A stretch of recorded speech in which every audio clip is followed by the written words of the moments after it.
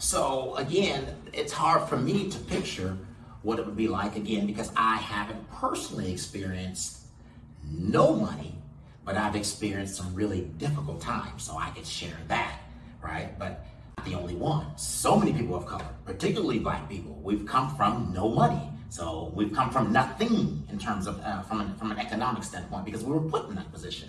And so it's easier to return to that and know what to do, right? To know how to cook and survive and live and enjoy your family in those circumstances. Strangest thing, I was seeing a strange statistic. I think I was sharing this with you. It said that the average Black household family earns about $17,000 a year, while their counterpart white family has 170.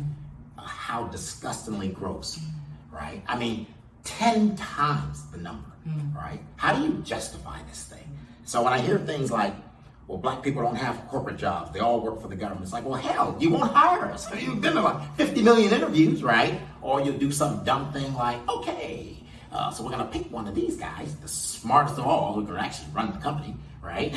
Right? So you take this person and we're gonna make them the CFO, but we're gonna sort of like gut the purse. So that's very common. So we got Black people that are CFOs of companies with no control over any of the fiscal arrangements of the company whatsoever. They're just there and title only, right? So years and years and decades and centuries of this practice has made it what it is. In a very strange sense, it's almost like minorities have an advantage in this, right? While we're being killed off at a much larger rate, and that's not funny, that's not good, right? Those who survive understand survival in a better way. They understand how to deal with the stress, how to deal with the difficulty of not having money, having never had much of any, right? They understand how to shop more frugally. They understand, again, how to come together as a family. They understand the value of love and connectivity at a time like this, right?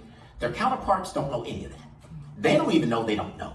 And that's what makes them in a very, very vulnerable position. And so while it looks like we may be the suffering group, the reality of it is in not so many months, we may see something quite different. We don't know. Don't wish that upon anybody. I'm just saying what is.